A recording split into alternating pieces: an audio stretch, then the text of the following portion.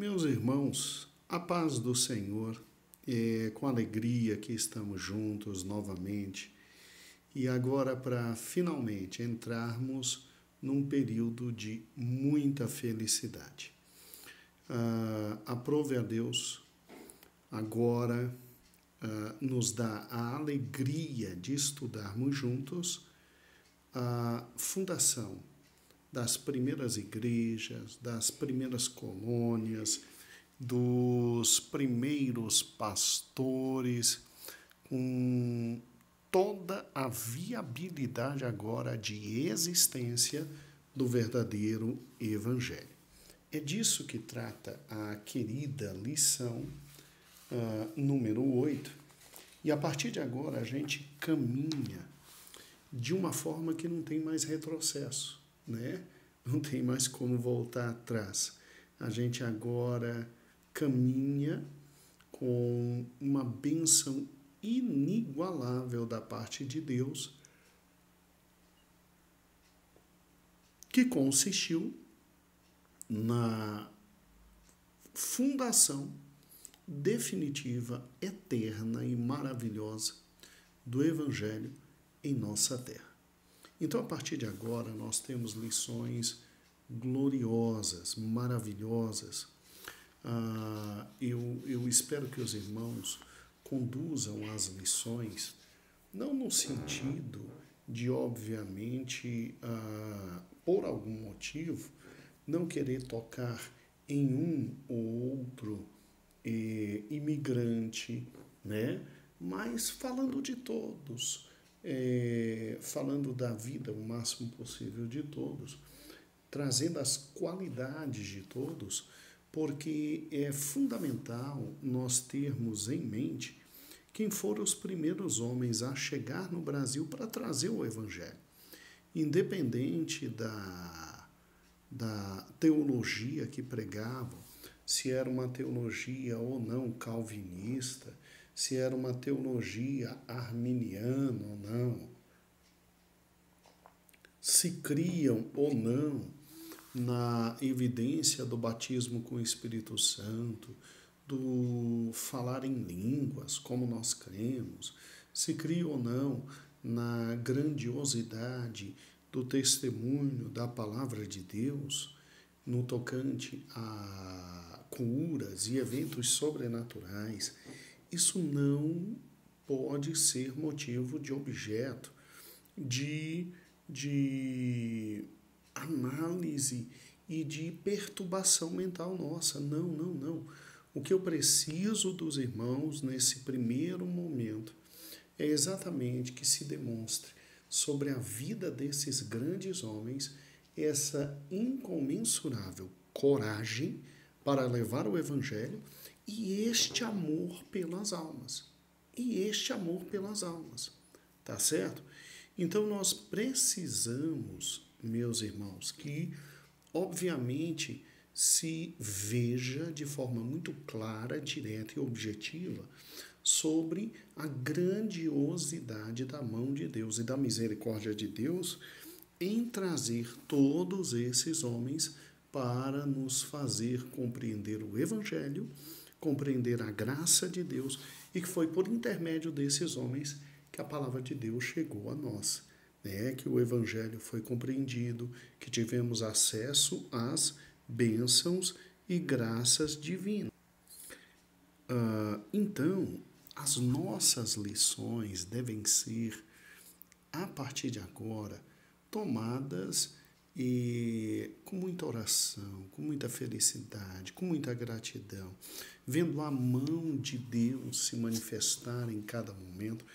E o que eu mais espero é que ao final de cada lição, esse sentimento fantástico de sair, pregar o Evangelho, tenha tomado o coração de cada um dos nossos alunos. Irmãos, eu creio que não está longe um grande despertamento espiritual, não só em nossas igrejas, mas em muitas igrejas. O Senhor nos direciona a ver quão trabalhoso, quão difícil, quão corajosos foram esses homens, que muitos deles até com seu sangue, seu próprio sangue, abriram mão da própria vida e da existência para que o Evangelho chegasse a todos nós. Então, vede comigo que lindas histórias nós temos agora a passar aos nossos irmãos. Porque o Evangelho se estabelece em nosso meio, em primeiro lugar, com esses missionários que vêm das igrejas absolutamente tradicionais. Mas depois o Evangelho se aprofunda e se expande por intermédio de nós pentecostais, sejam pentecostais da primeira geração ou da segunda geração, como somos nós os pentecostais da Igreja Brasil para Cristo. Então, eu preciso que cada lição seja ministrada com muito amor, muita calma, muita dedicação, debaixo de muita oração, se possível, jejum, para que algo aconteça no coração dos nossos e eles sejam despertados para a grandiosidade do Evangelho que veio a nós e que merece agora ser divulgado a todos os vizinhos, a todos os amigos de trabalho. É isso que nós queremos e é esse ponto que nós queremos alcançar, ok? E aí no próximo domingo, na próxima escola dominical, em sua amada igreja, meu irmão, eu preciso que você comece fazendo algumas contas que são relevantes. Primeiro, somente a guisa de recordação, durante 30 anos, porque de 1500 a 1530, o Brasil foi absolutamente desprezado. Nós existíamos só para, através das feitorias, sermos roubados, espoliados, né? Porque a única coisa que Portugal queria aqui era tão somente nos explorar. Exploração extrativista, tanto do pau-brasil quanto de pequenos animais que eram pegos e levados a Portugal nos grandes navios portugueses. Agora, éramos explorados não só pelos portugueses. Francês aqui também parava, inglês, holandês. Os nossos primeiros feitores, eles eram absolutamente abertos a todo o comércio, né? Famosa livre concorrência. Mas muito bem, chegou um momento em que Portugal se preocupou em perder toda a riqueza que este país poderia dar a eles e resolveu nos colonizar. Daí, um período interessante de 1530 a 1548, né? Exatamente 18 anos, onde se estabelecem as capitanias hereditárias com a finalidade de exploração e povoamento. Todos nós sabemos que o sistema não deu certo, só 2 capitanias foram para frente, o sistema deu errado, e aí, em 1548 até 1808, quando a família real vem para o Brasil, então você tem comigo, aí sim, a mudança do sistema agora com governo geral e vice-reis, e nesse exato momento histórico, chegam no Brasil os primeiros grandes jesuítas, 1549 e 1555.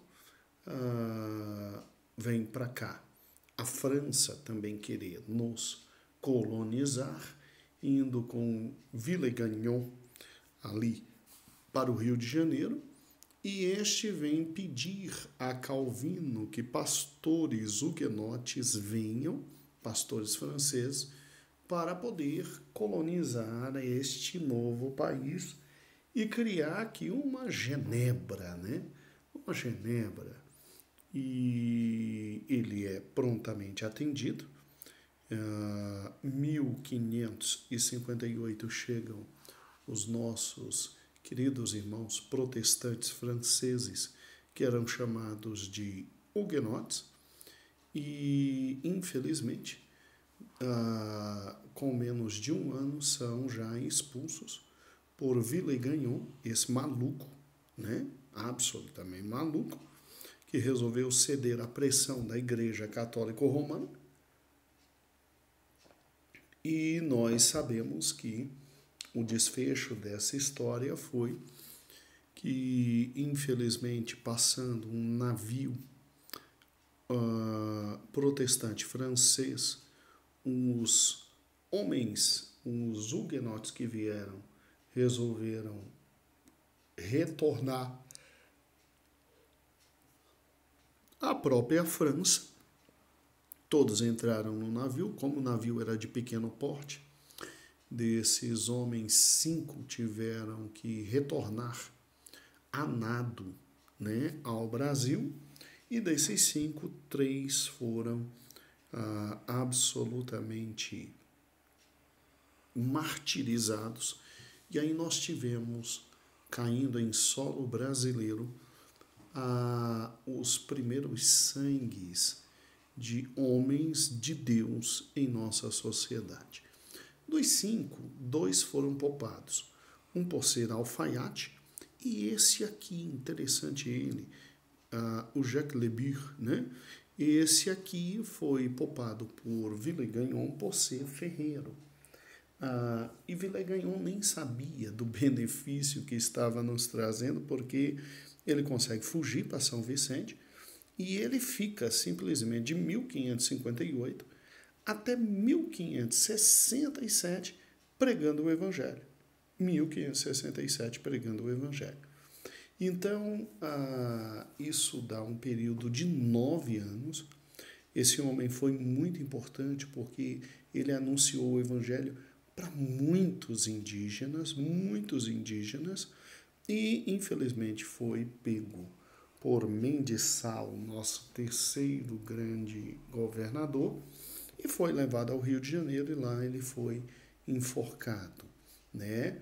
Então, veja que se você contar da época da invasão dos protestantes franceses, 1555, até efetivamente quando se calou nesse país o último pregador, 1567, dá então aproximadamente uma média de 11 anos, né? 67 menos 50 e 58, foi quando ele 55, né? 11, 12 anos, exatamente por aí, né? 11, 12 anos. Então, entre 11 a 12 anos durou a primeira tentativa de se implantar no Brasil a verdadeira fé cristã, porque o catolicismo já estava aqui desde 1549, né, com a chegada dos primeiros jesuítas e o primeiro governador geral, tá bom? Muito bem. Agora, passado esse tempo, veja aqui um bom tempo, porque 1567 para 1630 é muito tempo, é muito chão. E aí, em 1630 a 1654, ocorreu a invasão holandesa. Todos nós já vimos na última lição que foi invasão holandesa, quão importante foram esses homens, e veja que o trabalho deles aproximadamente não chegou a 24 anos. 24 anos foi a invasão holandesa, mas perto disso, né, veja que a Igreja Reformada Holandesa aqui se estabeleceu, tendo chegado a 54 pastores e proponentes, que eram meninos que estavam terminando teologia e já estavam estagiando para se tornar ministros. 120 presbíteros, 120 diáconos, 100 consoladores, que seriam os evangelistas da época. Você tem a implantação de 22 igrejas, né? todas absolutamente calvinistas na sua doutrina. E em 1651, a tradução da Bíblia para a língua brasiliana, para os indígenas. É interessante aqui, não toquei nisso na última aula, mas para você ter uma noção, nós chegamos a uma organização tão grande que existiam 2 presbitérios gerais no Brasil. Um em Pernambuco e outro na Paraíba, né? Um em Pernambuco e outro na Paraíba. E, bem, infelizmente, os holandeses foram expulsos e a segunda grande tentativa de implantação da fé verdadeira no Brasil ocorreu em 24 anos, né? Durante 24 anos. E aí os holandeses foram absolutamente expulsos. E os livros costumam dizer que, assim, a fé protestante que estava nascendo foi eliminada. Olha, irmãos, é bem possível que isso tenha acontecido, não obstante da palavra de Deus sempre produzir efeitos, né? Sempre produzir efeitos. Porque, se os irmãos pensarem, de 1654 até a chegada dos primeiros imigrantes alemães aqui, 1824, né? Então aí vão 200 e poucos anos. Meu amado irmão, não é brincadeira. É realmente muito tempo com a atuação única e exclusiva dos padres jesuítas e, obviamente, das outras classes que vieram para o Brasil. Porque não pense que o Brasil ficou sem catolicismo. Quando os jesuítas foram expulsos pelo Marquês de Pombal, é lógico que franciscanos, dominicanos, capuchinos, todos vieram para cá. E é lógico que depois os jesuítas foram reintegrados. Então, você tem mais de 200 anos com este catolicismo absolutamente forte em nosso mundo. E agora chegou o melhor da história. Louvado seja o nome de nosso Senhor e Salvador Jesus Cristo. Bem, Deus agora olha para o Brasil e diz: vou fazer a luz brilhar de forma definitiva nessa pátria. E aí, é como coloquei na revista, na página 68, obviamente, os imigrantes e os missionários. Tá bom? Os imigrantes e os missionários. Bem, o primeiro povo protestante que realmente veio para o Brasil foram os imigrantes alemães.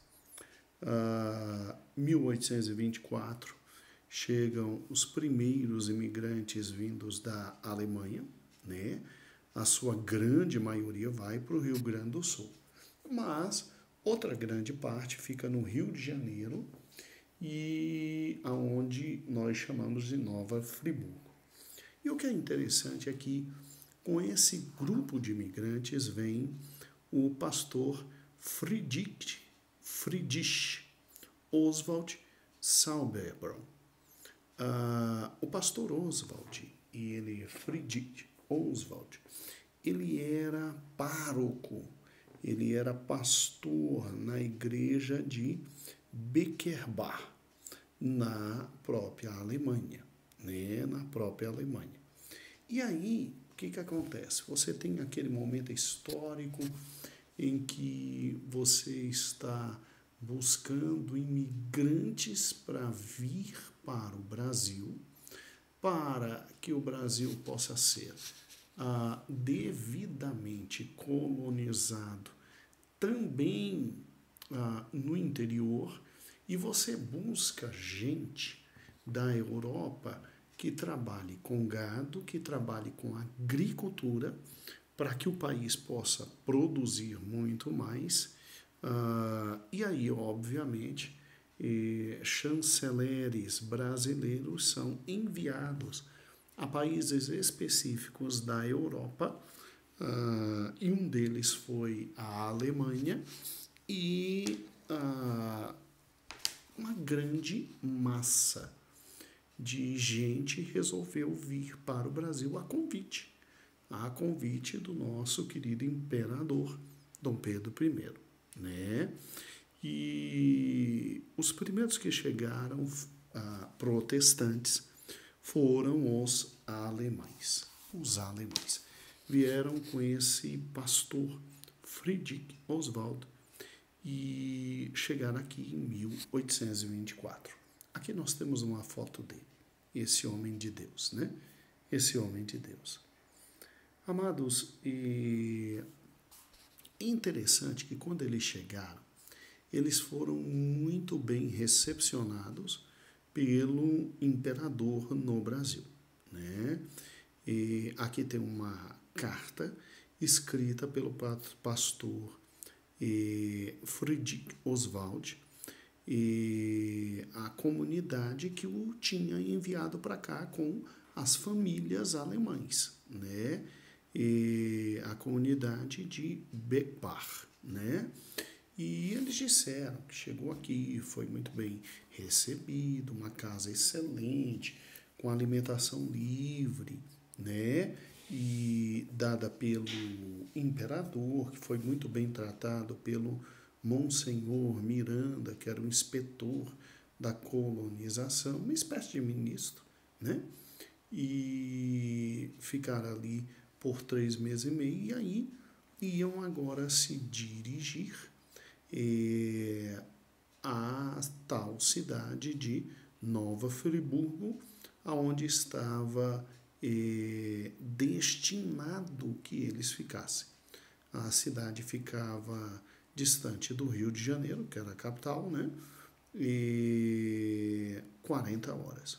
E aí foram em felicidade. Foram em felicidade.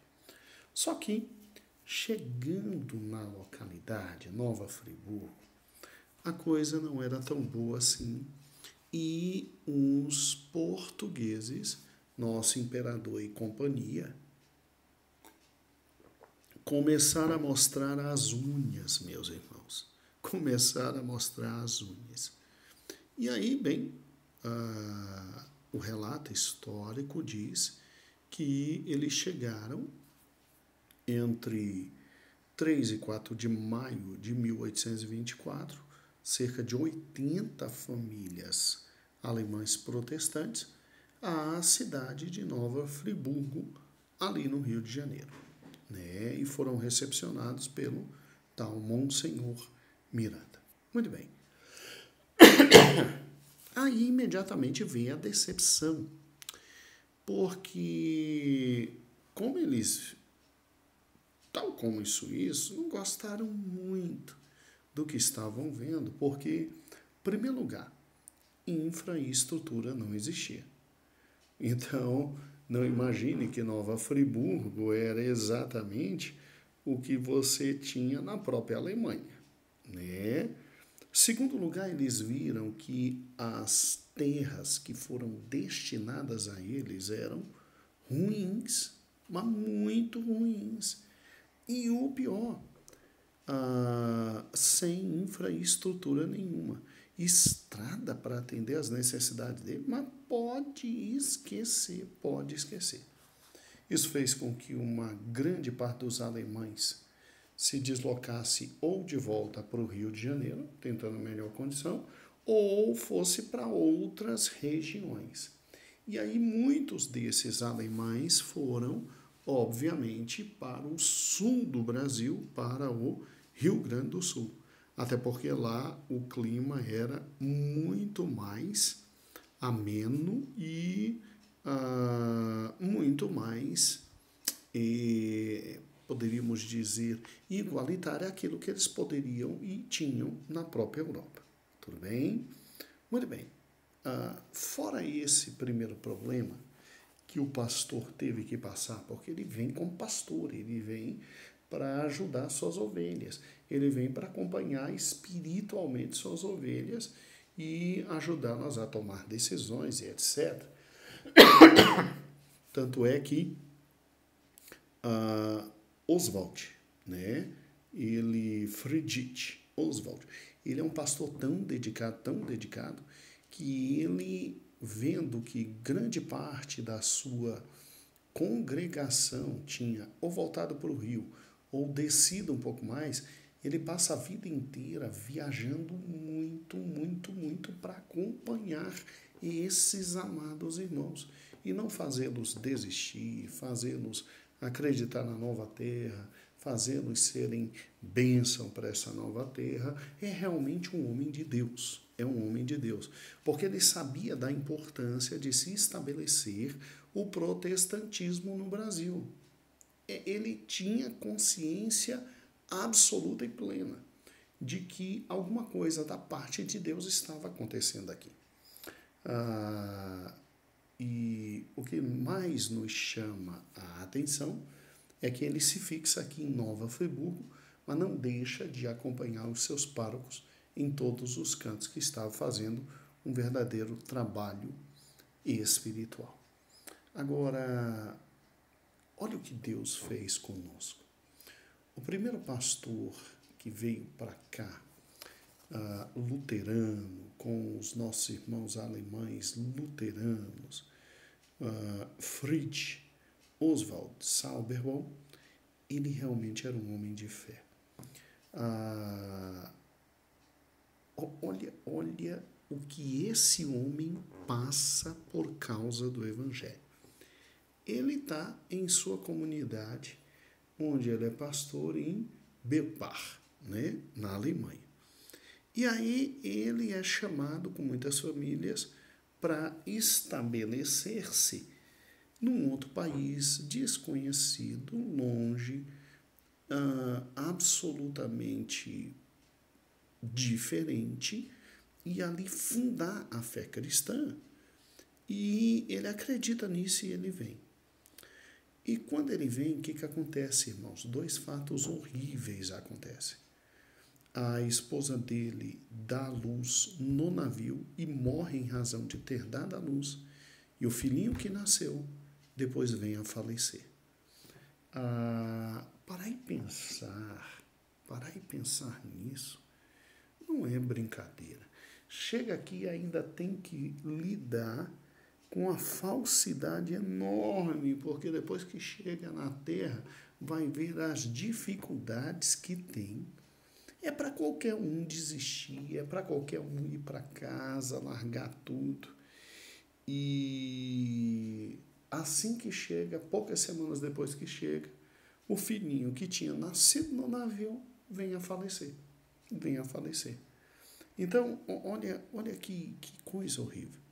Dia 13 de março de 1824, às 8 horas, falece Peter Leopold, filho do pastor Friedrich, né?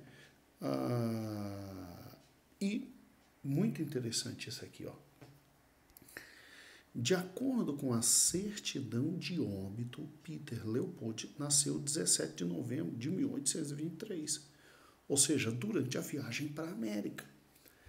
A mãe dele dá a ele a luz na viagem. E, em razão disso, Charlotte, esposa do pastor e mãe dessa criança novinha, vem a falecer. Então, veja o sofrimento deste homem. Esse homem perde a esposa no navio. Esse homem perde o filho que nasceu no navio e foi a razão da morte da mãe aqui no Brasil. Esse homem tinha todos os motivos para talvez olhar para o céu, irmãos, e dizer: acho que Deus não está nisso. Acho que não há da parte de Deus bênção num negócio desse. Eu sou pai, eu sei que eu estou falando a muitos pais e eu sei exatamente agora o que você deve estar pensando e entendendo em matéria de sofrimento que este homem passa. Sai de sua cidade, sai do conforto do seu lar, sai do conforto da sua casa, olha para sua esposa, que é submissa, temente a Deus. Eram luteranos, então era esse estilo, e traz a mulher para cá, e a mulher vem com ele, com todos os filhos. A mulher está grávida. A mulher está grávida, a mulher se submete ao ponto de vir e se sujeita a uma viagem dificílima, morre no meio do caminho, tem o filho, morre.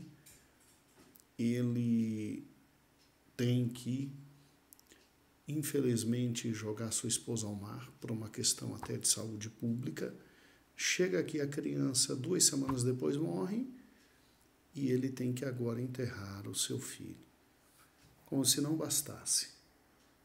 Olhe só o relato histórico, inclusive colocado naquele texto que eu te enviei hoje, no início da noite. Tal acontecimento marcaria o primeiro ato de intolerância religiosa entre um membro da Igreja Católica e um pastor protestante na Nova Colônia friburguense, que ele estava em Nova Friburgo. O Monsenhor Miranda, que o tratou muito bem na frente de Dom Pedro e agora longe, né? Que possivelmente tenha sido influenciado pelo padre Joyer, que era o pároco de Nova Friburgo e que veio junto com os suíços, negara sepultamento no único cemitério ali existente, pois o mesmo era destinado só para enterramento de colonos católicos. Aí é o auge, né? Aí é o auge da dor. É o auge da dor. E aí o que teve que fazer nosso amado irmão luterano? Tendo em vista a negação do pároco, o pastor Salbervon escolheu um lugar em uma área distante do cemitério católico e no dia seguinte o sepultamento de Peter Leopold foi realizado às 16 horas num cemitério recém-instaurado para este fim, sendo o primeiro ali a ser sepultado, e o próprio pai oficiou a cerimônia de enterramento de seu filho. Isso está nos anais em Nova Friburgo, e o primeiro óbito protestante. Sabe, irmãos, eu paro e penso na dificuldade que este homem teve.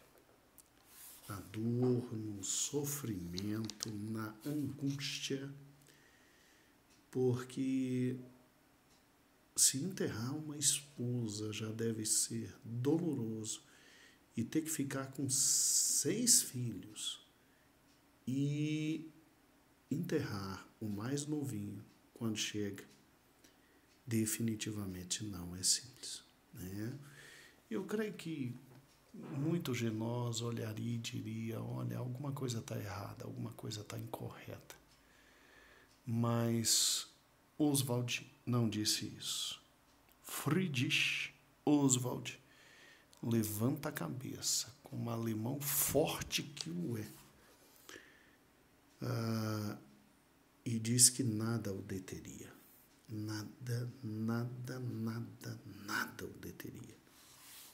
E em razão da força desse homem, que ficou literalmente até o final da vida como pastor aqui, nunca quis voltar, ficou aqui até o final da vida, né? Ele simplesmente ficou 40 anos como pastor e sedimentando o trabalho do Evangelho.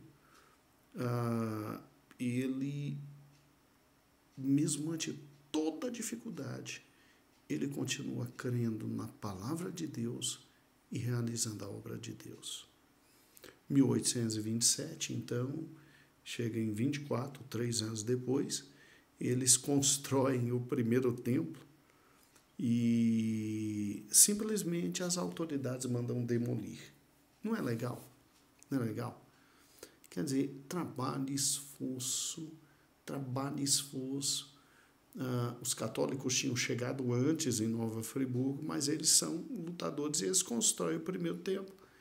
E os católicos mandam destruir, né, um templo simples, feito de pau a pique, e eles somente vão conseguir levantar um templo mesmo definitivo, que ainda hoje está lá.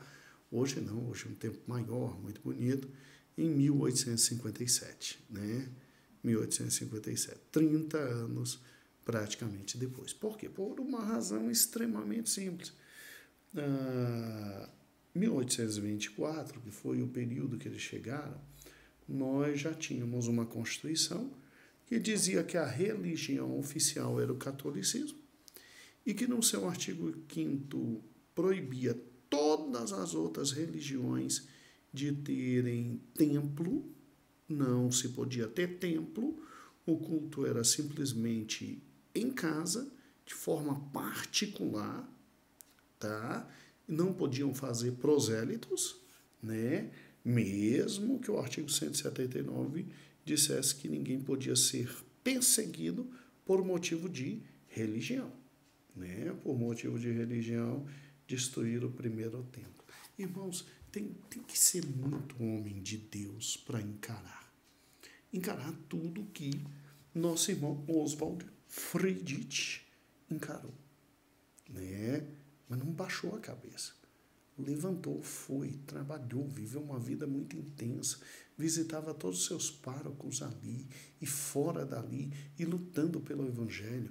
Há registros das pregações dele. É lógico que a gente não consegue ler, e elas estão escritas com a letra dele em alemão, tá tudo registrado. A Igreja Luterana fez questão de registrar tudo, mas que homem forte, irmãos, que homem cheio do Espírito, que homem valoroso, que homem que não foi para trás. Ou seja, dessa vez o Evangelho ia se fixar, sim, de forma grande, ia se fixar, sim. O único defeito dos irmãos que vieram da Alemanha, e imigrantes alemães, protestantes, e os missionários, é que era um evangelho étnico. Deixa eu te explicar isso. Não era um evangelho de missão. Eles vinham para acompanhar o seu povo e para cuidar do seu povo.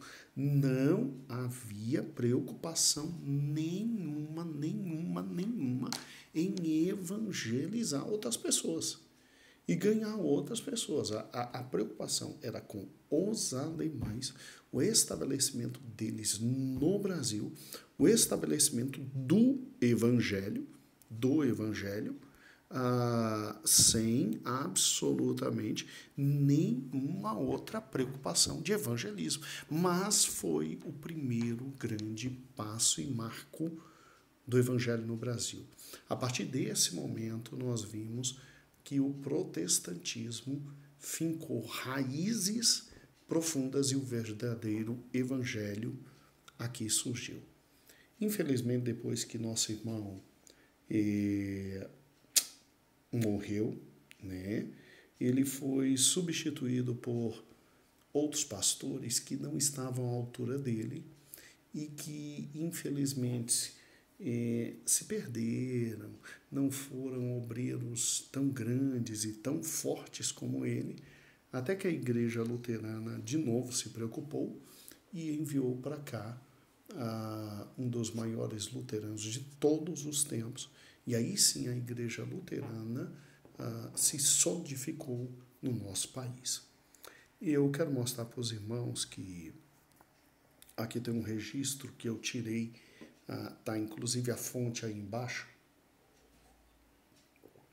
Eu tirei dos próprios luteranos, são registros deles, né, que os primeiros cultos estavam numa casa pequena, inclusive o pastor habitava numa dessas, dificuldades enormes, e aí construíram uma capelinha que depois foi demolida, e depois aí sim o verdadeiro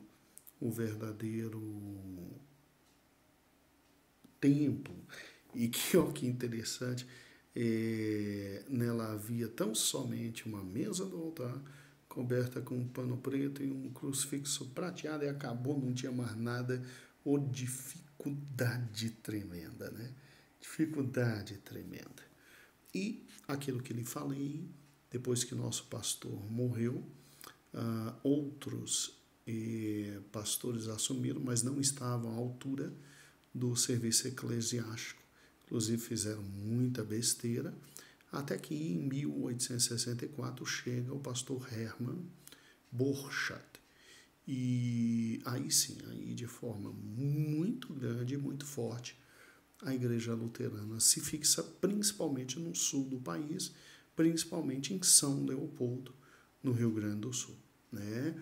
E aí uma informação dada por eles mesmo: 1900, o Brasil já possuía uma população de 18 milhões de pessoas, sendo que 600 mil eram alemães ou descendentes, e a metade, 350 e tal, eram protestantes. Tá? Você não pode pensar que todo alemão que veio para cá era protestante. Tem aquela parte da Alemanha que também é católica, né? E esse é um número significativo, porque aí nós vimos que o protestantismo veio para ficar, Mas que homem que inspira, né? Que homem que inspira. As dificuldades nunca foram nada diante dele. É um homem que se levanta e que faz a obra de Deus, e louvado seja o nome do Senhor. Muito bem. O segundo, tem sim uma foto bem no início do século, 1900, de São Leopoldo, né? Muito interessante. Agora, o segundo grande homem de Deus aqui, e a segunda grande igreja que aqui chegou, foi a Igreja Congregacional, né? E o título é muito além da medicina, porque nós estamos falando, obviamente, do médico missionário escocês, Robert Reid Calley, e sua esposa Sarah Calley. E eles começaram um trabalho intenso de evangelização no Rio de Janeiro e fundaram a Igreja Evangélica Fluminense, que é congregacional, né? Aqui está a foto dele, do Robert Calley, e de sua esposa, a Sarah Calley. E esse homem foi simplesmente importantíssimo na história do Evangelho do Brasil. Por quê? Porque com ele nós começamos não mais o Evangelho étnico, né, que é aquele Evangelho fechado e etc., mas nós começamos com ele o Evangelho de missões. Literalmente, ele veio aqui para ganhar os outros para Jesus Cristo. E a história dele é maravilhosa, irmãos, mas é encantadora. Ele nasce em 1809, ali perto de Glasgow, a capital da Escócia, né? E Escócia, obviamente, absolutamente dominada, né, por John Knox e os protestantes presbiterianos. Ele é criado por seu querido pai.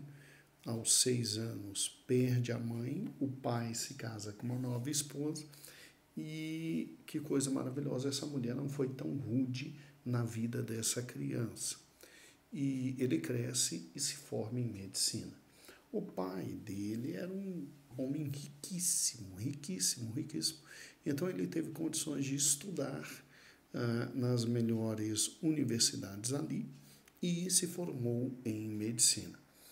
E tomado pela chama do Evangelho, esse homem, ele se apresenta à junta missionária da Igreja da Escócia.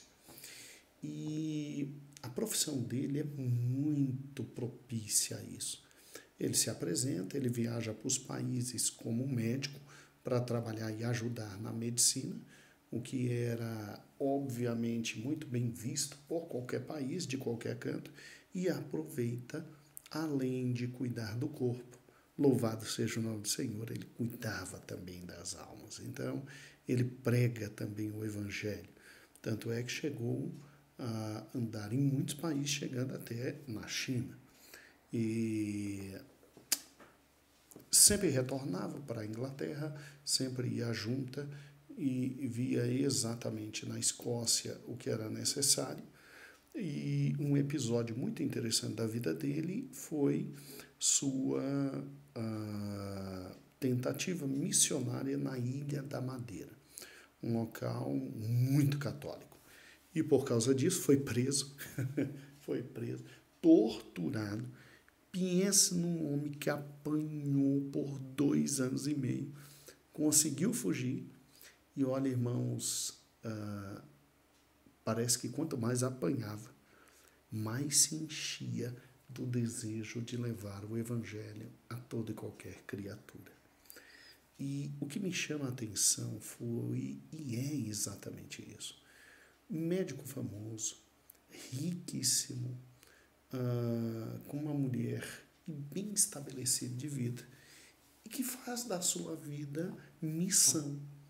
Ele chega no Brasil em 1855 e ele permanece aqui durante 21 anos até 1876. E ele consegue fundar, porque uma coisa é você ter igreja luterana lá em Nova Friburgo, a 100 e poucos quilômetros do centro, que era o Rio de Janeiro, onde estava Dom Pedro. Outra coisa é você ter igreja luterana lá no sul do país, bem longe do centro. Agora, esse homem, ele foi simplesmente responsável por fundar a primeira igreja evangélica nas barbas de Dom Pedro. Até porque era grande amigo de Dom Pedro, né? E olha o ardor evangelístico. Ele, após 3 anos da sua chegada, já tinha organizado a primeira igreja no Rio de Janeiro, a igreja fluminense, né? A igreja evangélica fluminense, que é de natureza congregacional. Ele sempre pertenceu a famílias riquíssimas na Escócia, ele e sua esposa. Quando vieram para cá, inclusive, alugaram uma casa muito, mas muito, muito cara, pagavam com naturalidade, tinham dinheiro, e tinha inclusive camareira, jardineiro e privilégios absolutamente incomuns para qualquer missionário. Porque missionário que vinha, tadinho, ao bom estilo do nosso querido irmão que acabamos de estudar, Friedrich Oswald Sauberbaum, né? Sem nada e ainda cheio de dificuldade, arrebentado. Esses aqui tinham tudo, mas não por ter tudo, abriam mão do Evangelho. Eles tinham acesso às classes mais altas da sociedade em razão do nível cultural deste homem, né? E em razão disso, eles pregavam também para as elites brasileiras.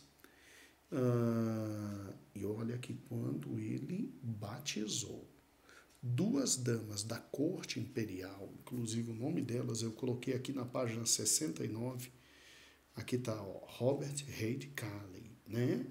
E o nome delas foi Dona Gabriela A. Carneiro Leão e sua filha Henriqueta. Foram proibidos de pregar. Foi proibido de pregar. Mas como ele era muito inteligente, muito amigo de Dom Pedro II, então ele conseguiu passar a perna nesta proibição, continuou a pregar e fundou a igreja mesmo, e tornou essa igreja autossustentável. Olha a que ponto nós estamos chegando com o Evangelho, irmãos. Olha que coisa fantástica. E como se não bastasse, além de pregar, fundar a igreja, inclusive coloco aqui na página 69, está até em negrito: o legado mais importante dos Kelly consistiu no estabelecimento de uma igreja brasileira autossuficiente, que inclusive expandiu sua influência até Portugal. E em 11 de julho de 1858, Pedro Nolasco de Andrade tornou-se o primeiro brasileiro batizado no Brasil. Vê que benção, né? E tudo isso registrado. A igreja começou com 14 membros, 8 portugueses, 1 brasileiro, que foi o batizado, 4 ingleses, né, anglo-saxões, e em 1868 a igreja já tinha 360 membros. 360 membros. E aí depois, uma segunda igreja foi organizada em 1873 em Recife. Olha o que Deus está fazendo. Gente, é simples. É um casal de gente com muita grana que diz: minha grana e meu conhecimento vão servir para Deus e para a obra de Deus. Isso fora na área de música. Eles, além de estabelecerem a primeira igreja realmente brasileira, o primeiro batismo do primeiro convertido realmente no Brasil, ele ainda, com sua esposa, deixou para nós o primeiro inário brasileiro, chamado de Salmos e Hinos. Temos até hoje. Cantamos, inclusive, hinos desses salmos e hinos. E ele nos deixou esse legado. E aí, quando eu olho para um casal como esse, que tinha tudo para não precisar olhar para o Evangelho, que tinha tudo que afasta um homem do Evangelho, a extrema riqueza, o extremo poder, né? A gente vê que a Bíblia é a verdade. E olha que versículo lindo que retrata a vida deles. Quão formosos são sobre os montes os pés dos que anunciam, do que anuncia as boas novas, que faz ouvir a paz, que anuncia o bem, que faz ouvir a salvação e que diz a Sião: o teu Deus reina. O teu Deus reina. Esse era um texto que ele gostava muito de pregar quando falava. E este era um homem tão extraordinário ao falar que muita gente vinha ouvir. Ele tinha uma coluna no jornal, ele escrevia. Na época, deputados e senadores liam muito o que ele escrevia e discutia. Era uma coisa fantástica, coisa fantástica. Olha, irmãos, Deus veio e olhou para nós com misericórdia e com graça. Através desse casal, irmãos, um simples casal, né, que entrega sua riqueza, sua vida, sua inteligência, sua sabedoria, suas posses, sua força para Deus, o Evangelho chega de forma mais forte ainda. E é aquela coisa: ninguém detém a obra santa. Ninguém absolutamente detém a obra santa. E a igreja do Senhor começa a se estabelecer no Brasil. E a luz do Evangelho brilha, e brilha de forma muito intensa no nosso país. Louvado é o nome do Senhor pelos primeiros imigrantes alemães, pelo pastor Friedrich, né? Friedrich Oswald Sauberbaum, que com força, tenacidade, não desistiu, acompanhou nossos primeiros irmãos alemães e a igreja luterana chega no país e se fixa e se torna forte. Glória a Deus por esse casal tão simples. Robert, os Kellows, né? Chegam no Brasil e começam a evangelizar do nada, ganhando alma após alma, alma após alma, e deixam no Brasil 2 grandes igrejas, com um número de membros muito grandes, né? E evangeliza. Eles não vieram trazendo escoceses para cá, não, como os alemães. Eles vieram desbravar mesmo. E o evangelho agora nasce, cresce. Deus nos faz ver a sua glória. Agora, o mais importante fica. São 2 exemplos extraordinários que Deus quis usar no início. Exemplo de gente com muita garra, com muita força, com muita fé, que não tem nada, só tem a força da inteligência e do trabalho, como os irmãos alemães. E exemplo de gente que tem muita, mas muita riqueza, muita qualidade, muita inteligência, mas que vem sozinho e entrega a vida inteira para Deus. Irmãos, o Senhor nos chama para a sua obra. Termine a aula dizendo isso. O Senhor nos chama para a sua obra. O Senhor nos chama para a sua obra. Termine a aula e, se quiser, coloque o povo de joelhos, agradecendo a Deus por esses irmãos e dizendo: Senhor, dá-nos o mesmo espírito, a mesma vontade, a mesma força, o mesmo desejo de ganhar almas, ganhar almas, ganhar almas. E já convide, olha, você não pode deixar o ano virar sem lutar para trazer uma pessoa para o Senhor Jesus. Já está batendo. Vamos em cima, irmãos. Vamos em cima mesmo. O evangelho de Deus nasceu quando era impossível. E hoje o Senhor continua conosco. Então, que Deus lhe abençoe, porque a próxima lição, se essa é linda, a próxima é mais linda ainda. Louvado seja o nome do Senhor. Deus esteja contigo, te abençoando. Uma excelente aula. Inspire seus alunos. O Senhor estará contigo. Amém e amém.